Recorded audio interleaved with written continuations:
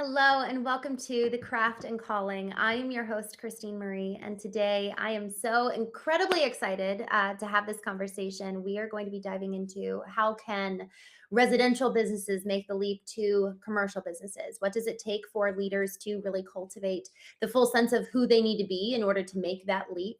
And also, how can we really leverage community? Because frankly, we're seeing communities die off more than ever before, especially with AI companions coming on, and people need each other more than ever. So I am thrilled and honored to be joined with Karina Neff. Karina, thank you so much for joining us. You hold such an incredible resume, which I'll go into in just a moment. But thank you for your time today. Thank you for inviting me to do this. I feel like we've been friends for years. We just started chatting, and I'm like, are we best friends already? I don't know. It feels like I'm it. glad it's mutual.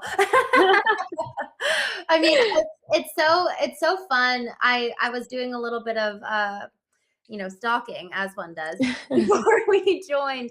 And it is so impressive what you've built. It really, really is. And not just what you've built, but also what you've been able to power forward. I think it's so easy to stay in our entrepreneurial lane. So obviously, you've got a really strong tech and data background, but then also with the service cleaning industry that you've been building on your own, both residential, taking it into the commercial space with MGN, and then coming on as the committee chair for ISSA, which is the largest association for, it's not just cleaning businesses, but it's the contractor space whenever it comes to even just facility management. It's like all the touch Exactly. points of what Yes. goes inside of a business. So I'd love to just hear more about you and how did you get to this place today? Yeah.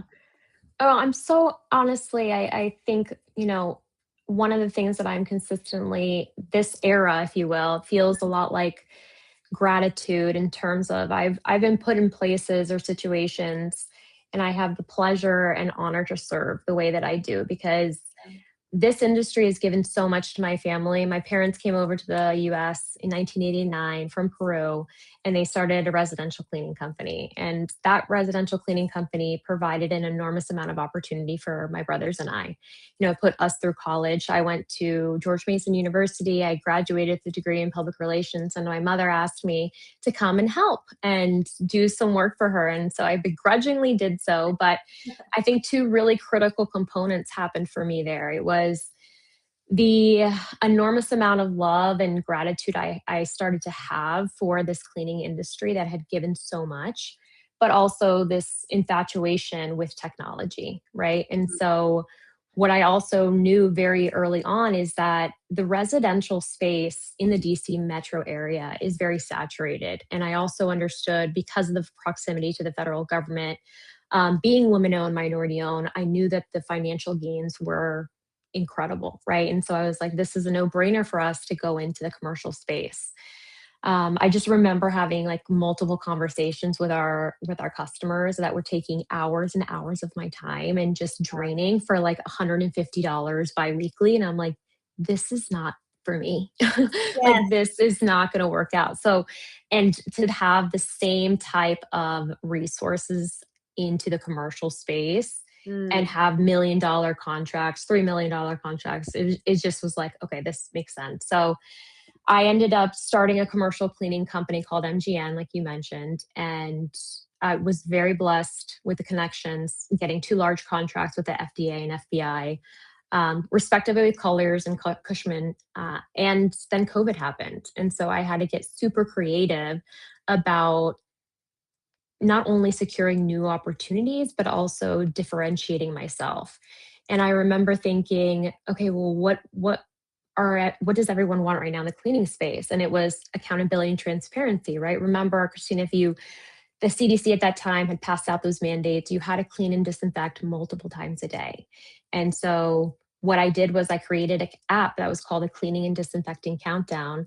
And it was very, very simply a countdown to clean. Like, you went into high touch areas like lobbies, fitness centers, etc. And it was just a countdown that said 5 minutes, 22 seconds, team member is going to be returning. And Wow. so it was huge. And I actually got approached by the president and CEO of Pioneer, which is another DC Metro a cleaning company, huge though, 82 million in revenue, 1,600 employees across 4 states.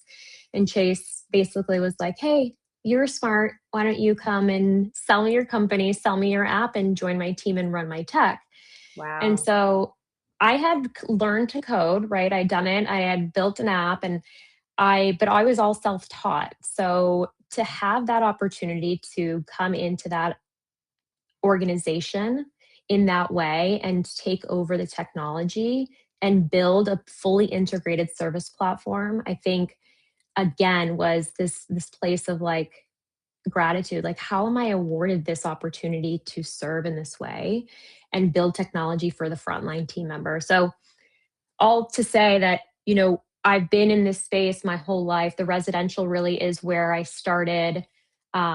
Very passionate about helping the companies navigate the differences between residential and commercial. And it's very different because Yes. that's a huge misconception that it's the same. It's not, it's very different. The pricing is different. And so Mm, now serving as a chief engagement officer for building service contractors and residential, my mission is really to serve companies and help them navigate this space in a way that allows for profitability, allows for clear scale. And so I'm grateful to have these conversations because I get to just share the cool things that we're doing. right. Right. As you're sharing, I was thinking about there's been multiple points of the evolution of Yeah. what brought you here today. The willingness to step into the family business, which is Oh a yeah. big deal. I remember the first time I started stepping into the family business, and to your word, gratitude, you've mentioned that multiple times. Man, is it so important that we really understand our roots for Yeah. multiple reasons. We talk about it, about the evolution of our personal selves and really understanding where we came from. But in terms of the professional sense, if we are, kind of the child of a family-owned business, and a lot of Yeah. folks here, this is whether you are a child of a family-owned business or you have kids and you own your family business. This Right. is applicable in both regards. There was so much distance between us as kids with the family business growing up. Like, my dad would sometimes take us onto the job sites and it was fun, but in adulthood, I think he never wanted to force it on us. So we were actually Yeah. very separated and had no idea what was happening. But in so doing, I also never really got to know him. And as I've gotten more involved, gratitude has been such an anthem in my life where I'm like, wow, I look at love what that. you've done. Yeah. Look at what you've done. And I've gotten to know who he is at a much deeper level by knowing what he does. And Yes. so I just wanted to make that little comment because it is really important. Like, if we want to strengthen relationships with our children or with our parents, get to know what they do because that will inevitably show us who they are on so many Yeah. levels. Um, so I just wanted to call that out because then you took that gratitude with you, and it was almost like gratitude was powering you forward to then look at things in a curious manner of especially when COVID hit, Right. well, what do people need and want? Rarely are we asking that question, Karina. And so I'd actually like to lean into that aspect of, if we want to get to the next level, what are the questions our customers are asking? What are the fears that they have? How is the industry being changed, especially with AI coming in? What are just some key questions that some of the folks listening to this could be asking about, okay, I want to get to the next level. How do I keep a thumb on the pulse of what people even need to begin with? Yeah, I mean, I think one of the things like let me back up a second though. You mentioned something really important to like the relationship that you had with your dad, and I just wanted to unpack that a little bit because I think for kids and for someone that has been in this space with my parents and their company, I think it's very um it's about where you are at personally and how you connect with them. And so for you to be able to see your dad, that's a Mm, reflection of where you were at in that moment. And I wonder, like, mm. what was the one observation when you finally started to see him, both as a business owner and as a father, and the hybrid of two? Like, what was that one thing that you saw and you're like, wow, like Mm. that's incredible. Communication. Communication, Really? especially because I really dove in 2017. I built their website. And I talked with, and I have this whole process on the marketing side when we start working with businesses where I just dive deep into their data and deep into their customers, their employees, and like all of the facets, who are you, who do you serve, and what do you do? Like Right. all three of those aspects. And so in so doing, I got to hear all of their perspectives about my dad. Yeah. And that was such And oh man, it was just like such an honor, y because how much he made people feel so loved through communication yeah. and what a value that was. Because then I look back and I'm like, oh my gosh, no matter we've got he's got six kids and a Oh my business. gosh. That's third generation for him. I'm the fourth generation. So he would take our calls anytime, no matter what, throughout the day. He'd even be Oh, like, "Hi, I wow. can't talk. I'll call you back." And we're like, "Okay, you still answer." And Yeah. so like the communication side was his modality of care, Yeah. and so that really transcended Wow. both in the family, but then also down into the business. It kind of descended down into the ranks of the way that he really loves people. And so now that I know that, now I know that that's actually it almost becomes a love language in some ways. The way that people Yeah. show up in business can actually really show their personal values as it should, you know. Yes. And so that's actually helped me care for him in return by being really intentional to ask questions. And what's cool too is that that was never modeled for him. He really developed that. So I love that question in terms of what really stood out. That communication as a hallmark of care was Yeah. was what was reflected back when I went and kind of did my homework. Well, and I think communication, right? A lot of communication is listening. Like Mm, you had to listen to him and his words and be able to feel them because mm, words have meanings. And especially when you start to ask the right questions and you're in a space where you can absorb them differently as a daughter, I think is really, it's really beautiful to be able to have those moments, not just with him, but also, like you said, understanding those around him and how they are using words to describe him mm, and his impact.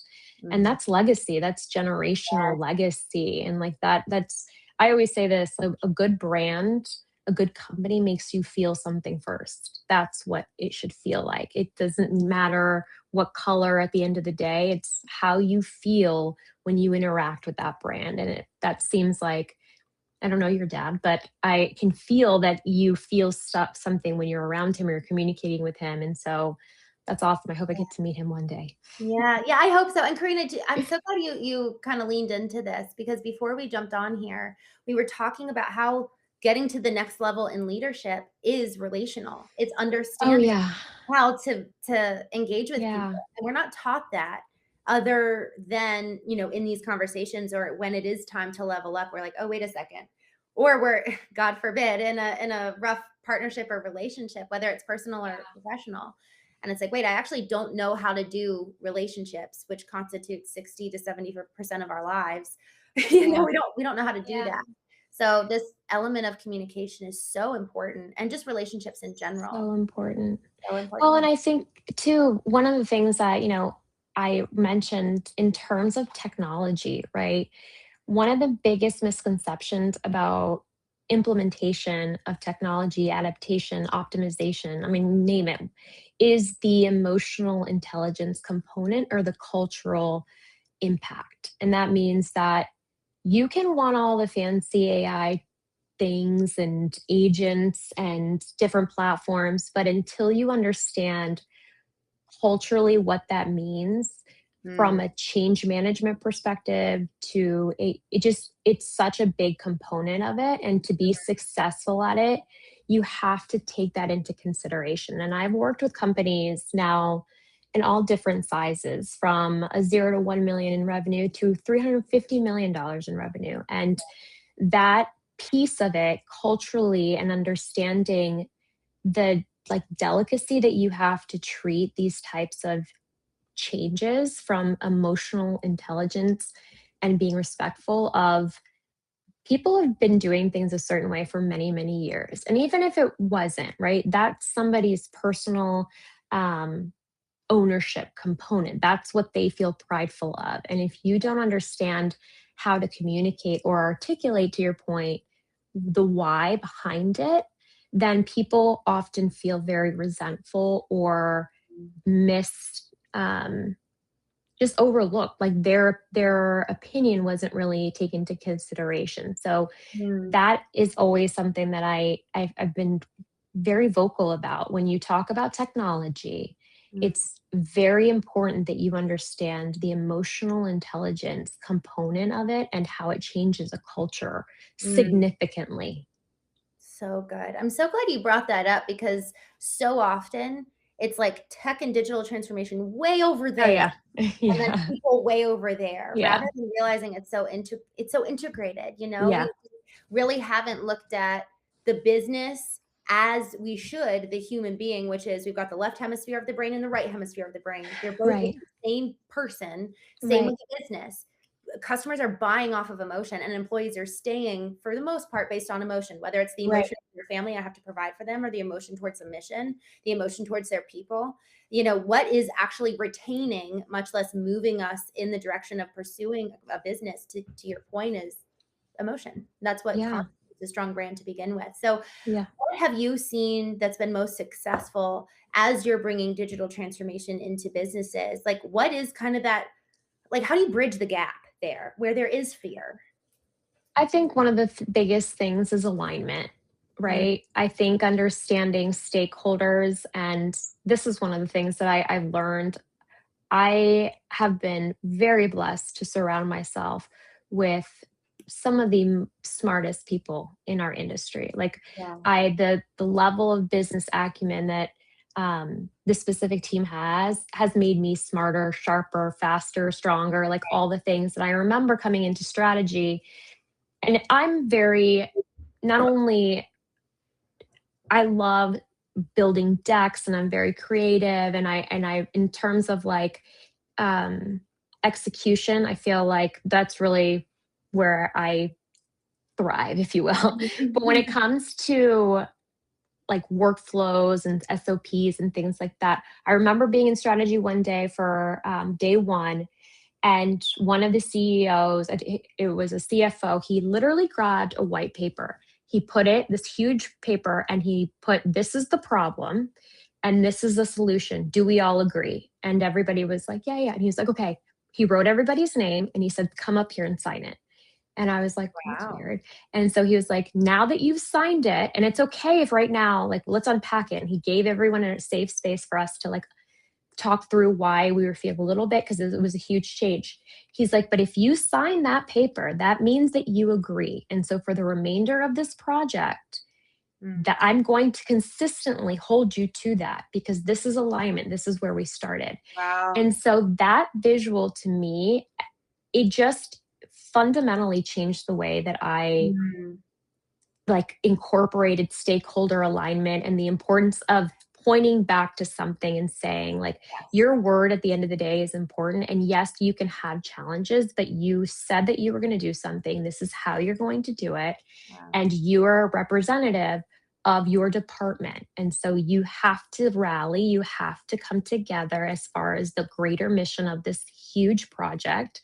And don't get me wrong, like there was multiple times in the project that there was doubt, there was conflict, and he kept being like, let me just remind you, you signed this paper. Mm, And they were like, okay, okay, okay. And it just had this really symbolic, beautiful strength, like duality of both mm, alignment and empowerment that I'll never forget it. So that mm, was one of the things. Alignment to me is very, very critical when you talk about these things. mm. So good. I'm so grateful you said that and the way that he modeled alignment, because it's Hmm. something to talk about. There's the principle and the practice of the thing.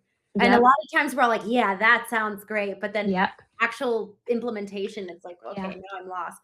Yeah. Um, to that point, making sure everyone's on board and not just on board, but giving, you said a safe, you mentioned the word safe, Yeah. facilitated the safety in which people could voice the concerns. Yeah. Well, and that was something that I really appreciated, the candor in which they brought, and you can be candid but also respectful, right? And so that's something that I think a lot of organizations sometimes struggle with because you feel like you either quote unquote are subordinate and you don't want to go against the grain, and it's a lot of, again, being a communication major, mob mentality, right? And thinking like if the majority is going to want this, I don't want to go against the grain.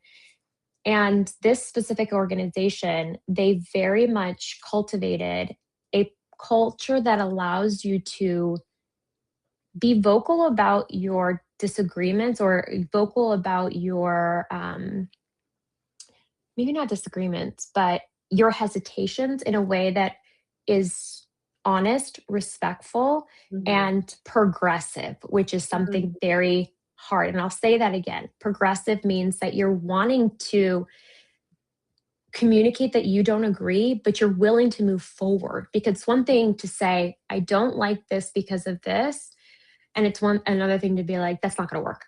Like, that closed off mentality is just very difficult to say. "Hey, let's unpack that. Why don't you like it? What about this? And what about this?" And so Mhm. that is a very, very tricky thing that a lot of companies don't get. And it's been very critical, again, when you talk about technology. The Mm. concept of UDIS, let me just back up a little bit. The specific digital transformation project that we've done it stands for Unified Data Integration Strategies. Mm. Essentially, a lot of these companies are using a lot of different platforms. So this company was using Salesforce, Adaptive, WinTeam, so many different platforms. And so what we wanted to do is create a single source of truth, connect all the systems, and have them talk to each other, information updates in real time. You can get all these analytics, and then you're in completely different space. But what you had to do is understand the nomenclature of the organization and how things data is inputted,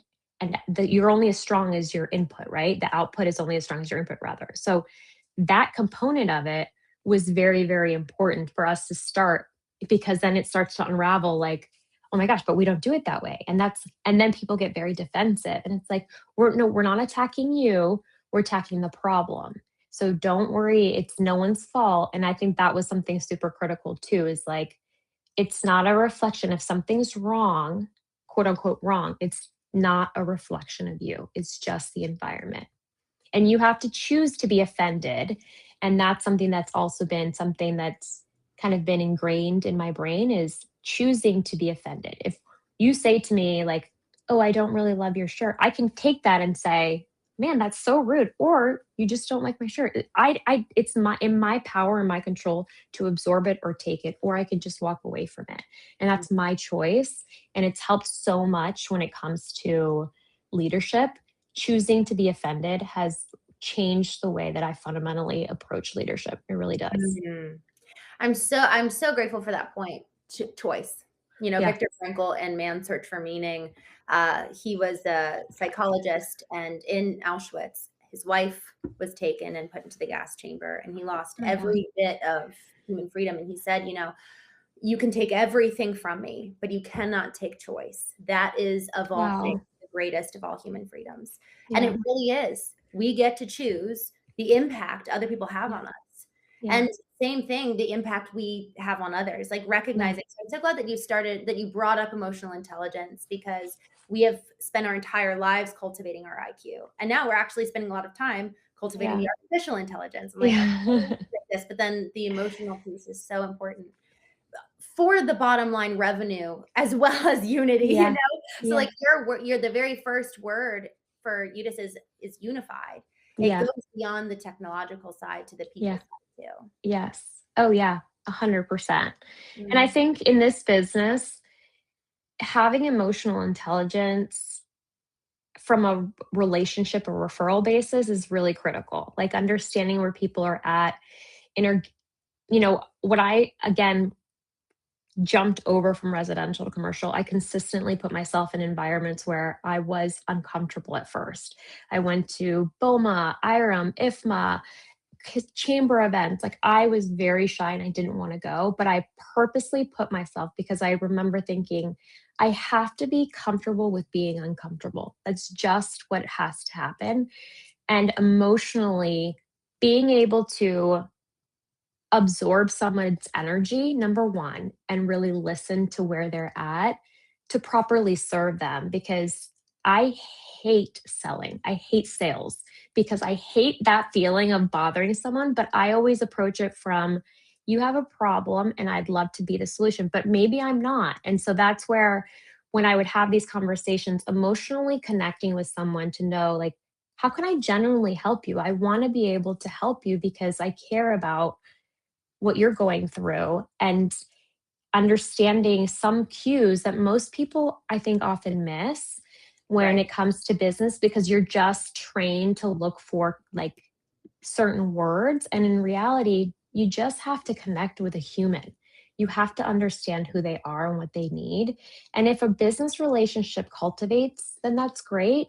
But Mhm. don't lead with that. Just try to understand where someone's at. Because, you know, you and I talked about this when we first met.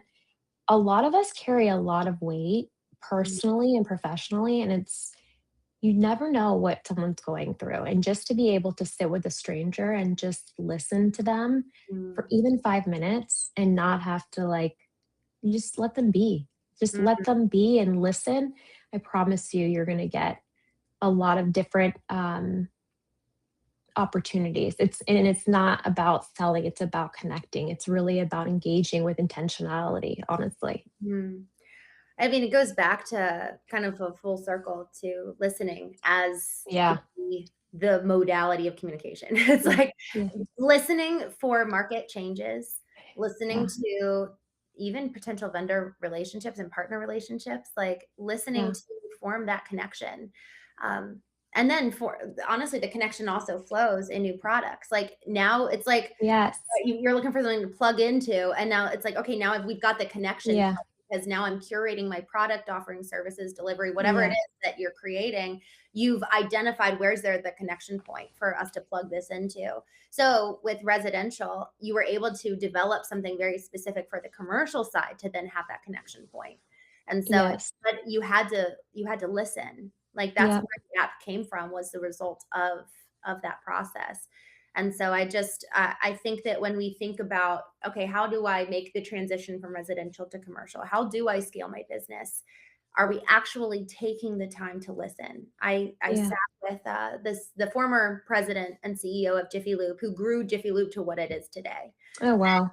I said, "What's the one thing that you would advise me to do?" And he said, "I would craft out 8 hours on a regular basis to just listen and be creative and like work on the business, not in the business. Just like look Yeah. and observe and like eliminate all inputs and just be." And then that's where creativity comes. That's where solutions can be found, is in the elimination of the noise of the problem in and of itself, because it could very well be something completely new, outlandish, Yeah. that we've never Yeah. done before.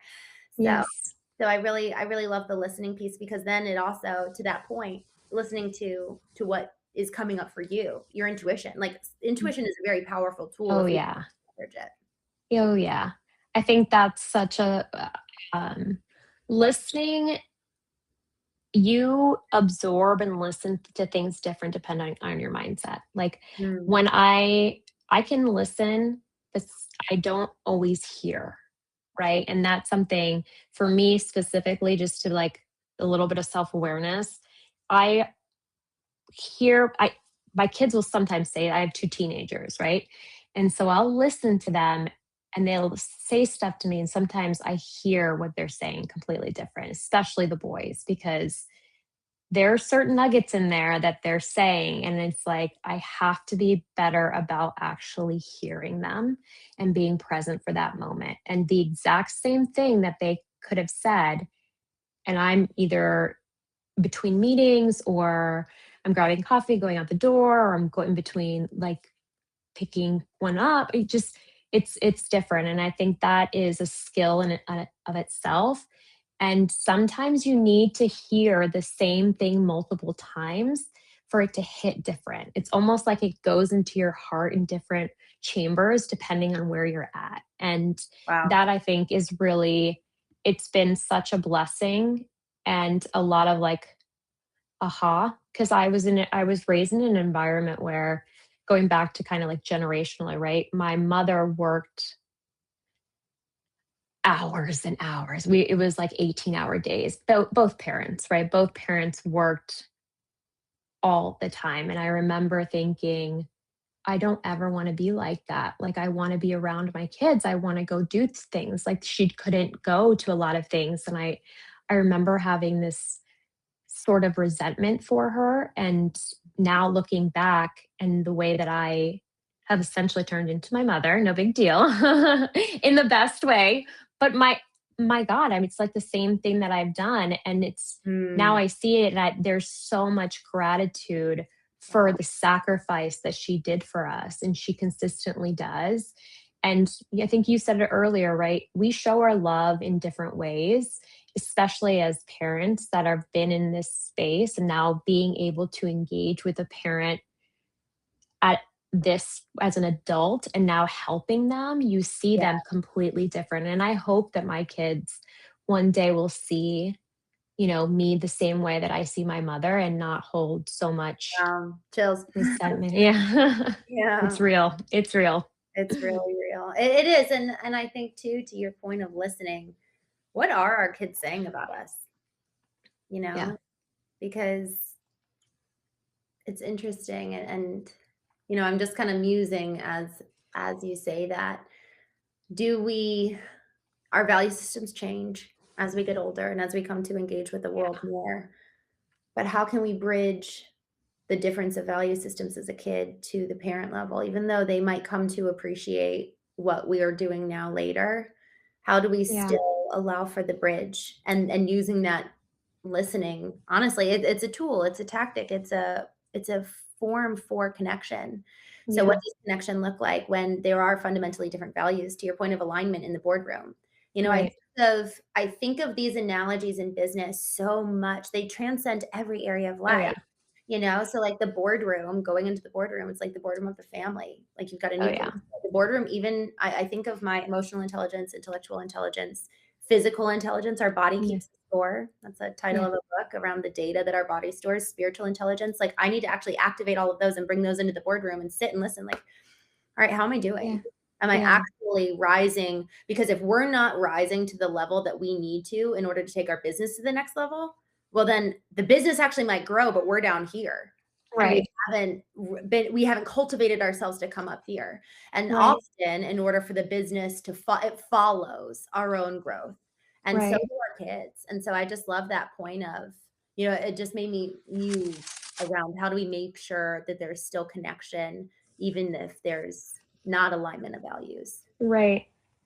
Yeah, I mean, I wish I knew the answer, honestly. I think I just try very hard to be honest Yeah. about my personal journey with my kids, because I think that's something, again, being raised in a Hispanic home, our Mhm. feelings really weren't discussed, and our mental health was not either. And so that was something that we never had any sort of conflict resolution, and it was never a a child could be upset at the parent. It just didn't exist. And so I try very hard to honor my kids' feelings and let them be mad, let them be disappointed, but also share with them where I'm at and be honest about my challenges physically, emotionally, mentally, because Yeah. the more that they have a place, because, and this is so like, misery loves company, right? Like, I mean, Mhm. for them to see me also struggling or stressed, and they're also having the same challenges, they're 9 out of 10 times they don't tell me, but just having them see like, okay, mom's also dealing with something similar allows them to feel some sort of connection to me, I think. Good. And also, this world is hard. It's very hard. And it's also very demanding of your intellect and your emotional connection consistently. Like, you are expected to operate, to your point earlier, at a level 10 all the time. You've got to do everything at 10. And so that is very, very draining, especially for a child. And I have one. So Ryan is junior. He's going into his senior year. Junior year is incredibly difficult, and he's consistently studying, and just the bridge between a child and now an adult, he's there, and he's feeling the enormous amount of pressure to pick a college and get into said college, and now driving and making sure he still has his grades up, and it's a lot. And so I want to be able to provide a place for him that he knows that it is hard. What you're going through is hard, and you're expected to be all the time at your best, and some days you're not going to be, and it's okay. You can have a bad day, and it's just, I always say this, The mistakes don't define you. It's how you react to the mistakes that do.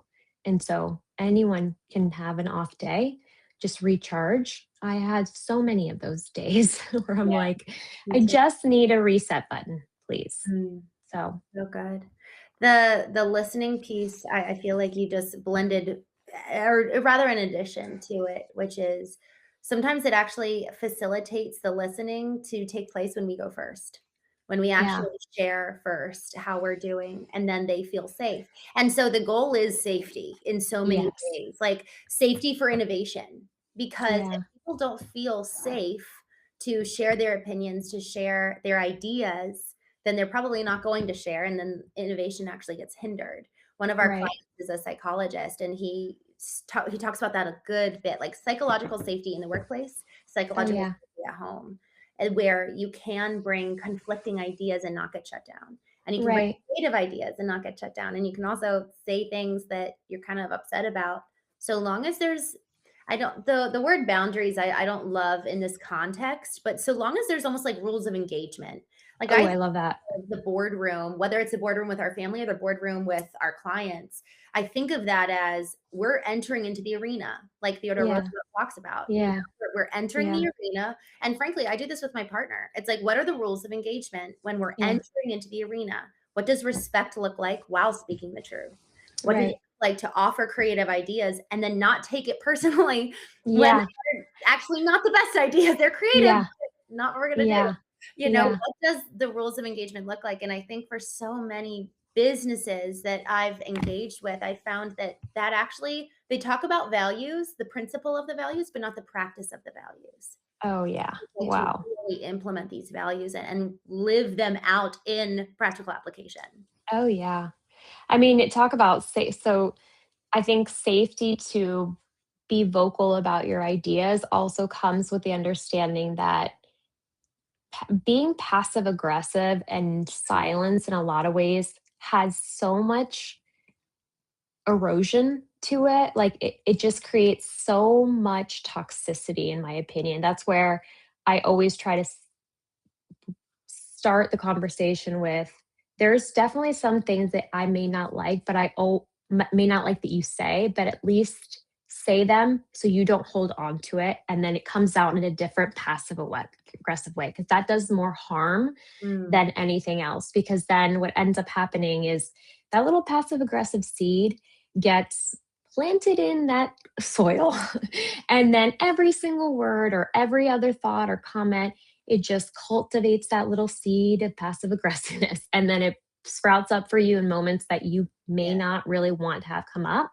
yeah. And so I would rather tell me, Karina, I don't like that idea. And Mm, I'm pissed off that you said that, than for you not to say it and it come out in a different way. And mm, so that I can handle.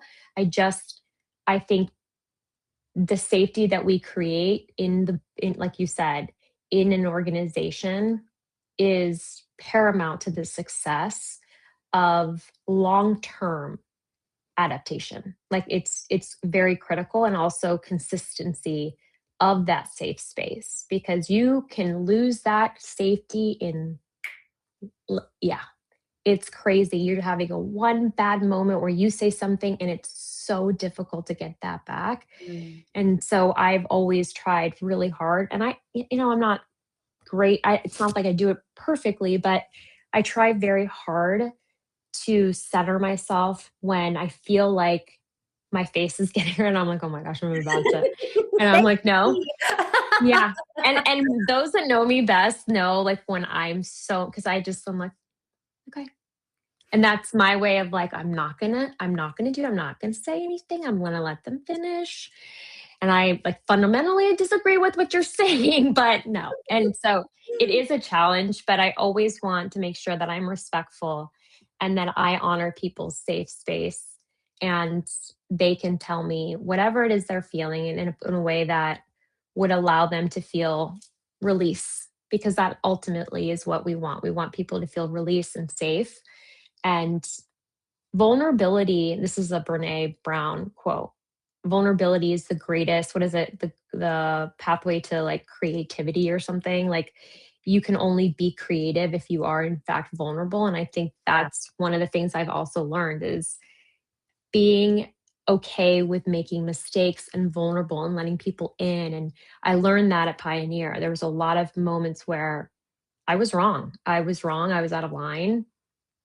And instead of just being stubborn and saying, like, no, I'm just going to, I was like, no, I made a mistake and I was out of line. And so Heat Chase taught me a lot about growth and what ended up happening was cultivating a place where vulnerability could lead into innovation and incredible things, like because we were so honest and so committed to being true to the organization and ultimately or synergistically all true to ourselves, it allowed us to create the most beautiful things because there were no inhibitions. Like we just felt an enormous amount of love for the organization and the people that we were serving that it just became so incredibly powerful. I mean, the platform itself was called Cora, which is short for Corazon. It was the digital heartbeat of our organization. So we Wow. poured our heart into it, and it was a reflection of just the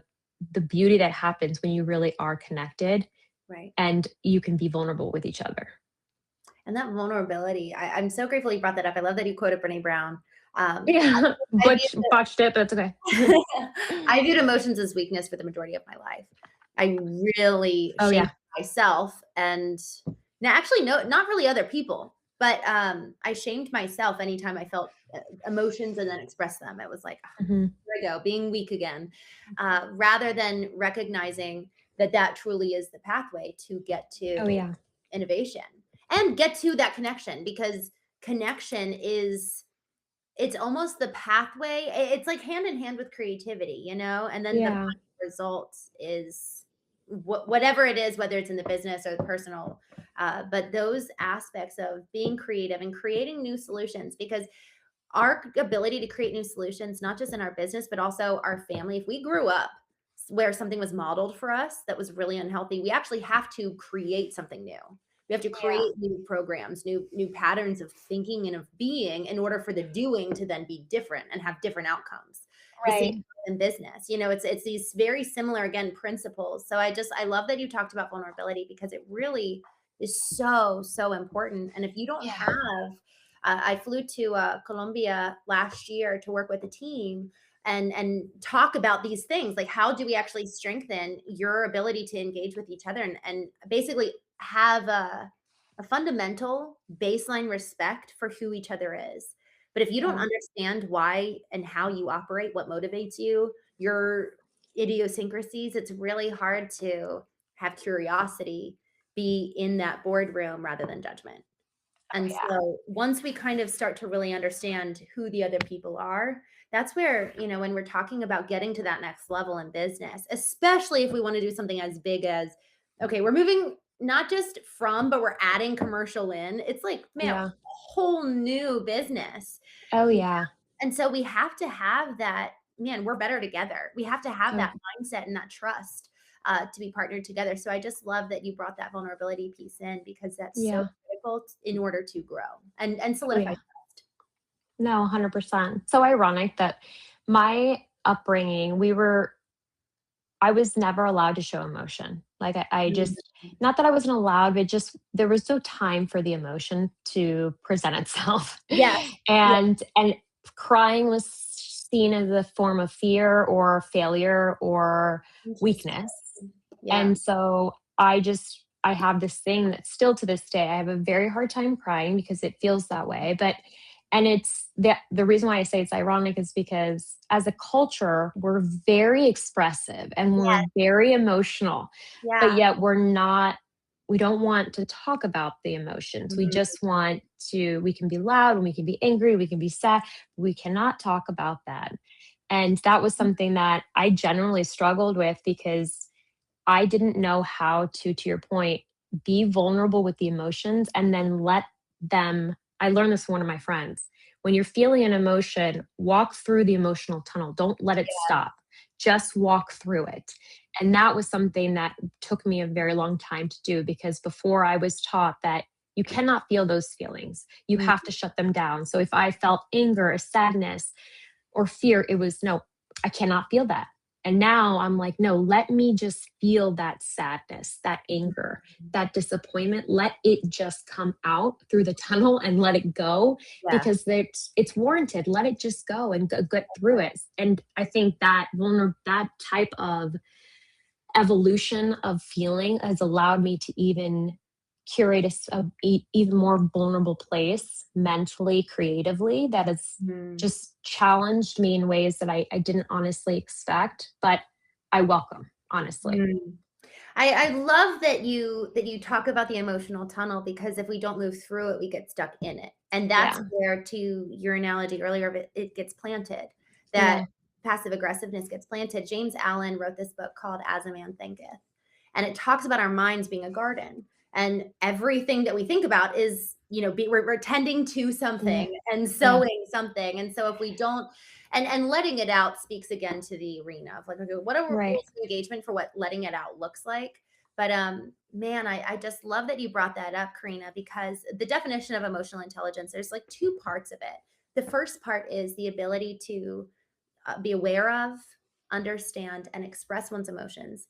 And then Yeah. the ability to handle interpersonal relationships judiciously Oh, and with empathy. So we actually can't do the latter half until we really can do the first one. Like right. we can do it messy and do it, in some ways, but man, our key responsibility as leaders is to manage ourselves and Oh, to get right. ourselves in a good place and make sure that, all right, am I actually moving through and letting things go and allowing for this to be kind of a clean start every day, or am I Yeah. taking the past with me into the present? And Oh, then yeah. that colors and projects not just here on the present but also into the future, Right. and it prevents innovation. 100%. I think how you show up as a leader has obvious rippling effects, but you cannot save or lead if you're drowning and you Mm, have to come right. Like I just there's nothing you can do if you're not in a place where it just changes your mindset. And I will find myself sometimes like I try to do one-on-ones with my team and we do huddles every week. And so because we are operating at a million miles an hour, yeah. they'll tell me like, "Oh, I'm sorry, I know you're busy." And I'm like, "No, I'm not busy for you. I want you to feel," because that energy that they're feeling is obviously a reflection of my energy. And I don't want anyone to ever feel like they have to rush through a one-on-one. Like that is precious time for me to connect with them. And if they feel like their thoughts, their projects, their deliverable is not important enough for me to stay grounded and present in that moment, then I'm doing them a disservice. It's constantly something that I'm like, I'm not going to look at the email and no text, like just go ahead and tell me. And they're like, it's okay, we can get off. I'm like, no, it's not okay. I will never cancel a one-on-one with you. If you need to cancel it, that's different, but I will never cancel because I remember what it was like when my boss would cancel the one-on-ones with me. And I looked forward to it all week Mm, and just to share a project. And then you almost feel a little silly because you're like, I feel like a kid that I got disappointed that my like dad didn't yes. show up, right? But like that's what it feels like because you're so excited to talk, to have that one-on-one connection because ultimately you feel like they're pouring into you and Mm, helping you grow. And when you don't get mm, that thirst quenched, it leaves you feeling a sense of detachment and feels mm, very isolating. So I never want anyone to feel like that. And I never want them to feel like they were not as important as any meeting or any pitch or anything that I do. Like their time and their efforts are just as valuable as mine, if mm. not more, to be quite honest. So good. Karina, thank you so much. I feel like, man, where there's so many good nuggets in this conversation. I'd love to know, what's one thing I haven't asked you that you're like, man, they have to know this to get to the next level from, I mean, what you did with your business is so remarkable to Oh, thank get you. in front of the commercial space. And, I think that both in terms of that addition and growth trajectory, but also your willingness to go into those rooms and your willingness to embrace discomfort. So Yeah. both of those, if we want to get to the next level, discomfort, embrace discomfort, and also cultivate the power of listening and Yeah. first. What else? Um, yeah, I mean, those are 2 really good ones. I think one of the things that I failed a lot of times, like, that's something that we only see the success as an audience or as a community. We never talk about the failure. We never talk about the struggles, the tears that there's so many things that I went through. I couldn't make payroll. I was struggling to like pay my mortgage. Like there were so many times where I really was in a bad financial situation. And I will tell you, I think that's one thing that if anyone is listening to this and is can take anything is that you're not alone. Like we've all been there in those moments, and I promise you're going to get through it. You are going to get through it, and if you need anything, just reach out to your network, reach out to anyone that has the ability to you just listen too. Sometimes you can already know the solution, you just need someone to listen and understand how heavy it is, because as business owners, that's one thing that I remember feeling so happy to relinquish that level of weight on my shoulders. To me, it was really deteriorating. Like I couldn't carry Yeah. that anymore Yeah. because I felt like the responsibility of all of these families, and my Mhm. mom had done it for so many years that I don't know how she did it, because that level of um, just weight, it was too much for me to bear. Like it was too much, because it's one thing to want to be successful for yourself, but it's another thing to have the financial and generational dependency or impact of cultures. Like there was so many companies, and I will tell you, if you take anything from this, is please know that I've failed multiple times, and if you're in a moment right now where you feel like you're stuck, you don't know how to go, how to proceed, just reach out. I'm happy to walk you through what's worked for me, and I'm happy to share what how the millions of mistakes that I've made so you can feel better about yourself, but I promise it gets better. I promise you'll see the other side. There is hope. You just have to take it one day, 1 hour, 1 minute at a time, and it will get better. I promise. Thank you. What a beautiful way to end this episode. Y'all, we need each other. We need each other more than ever. Karina Neff, how can people find out about you, learn about you, follow you? LinkedIn, I'm on LinkedIn. Please let me know. We would love to connect with cleaning companies or anyone really if you need any help or resources. Still very connected to the DC area, even though I serve as the for the building service contractor and residential community at ISSA. But happy to help in any way. I love the community, and I love being able to point people in the right direction and give them resources. So follow me on LinkedIn and ask all the questions. I'm happy to answer all your questions. All Y'all, the things. thank you so much. Y'all, thank you so much for joining. Karina, thank you for your Of time. course. So appreciate you, my friend. Y'all, Thank I you. will see you on our next episode of The Craft and Calling. If this conversation resonated with you, if you recognized a bit of your own story in it, know you're not alone. This work is so demanding, and we were never meant to do any of it in isolation. Now, before we wrap up, I am so grateful that this podcast and the Craft and Calling community are supported by Foundation First, a company dedicated to helping businesses like yours grow through a strong digital presence that attracts the right customers so that you can spend less time chasing work and more time leading well. As part of that support, we are offering free marketing consultations to help you take a step back, gain clarity, and together we will explore what's possible for your business and for the legacy you're building. Visit foundationfirstmarketing.com to learn more. Friends, thank you. Thank you for spending your time with me today here on the Craft and Calling podcast. And remember, you are building your legacy right now, one moment at a time. I'll see you next week.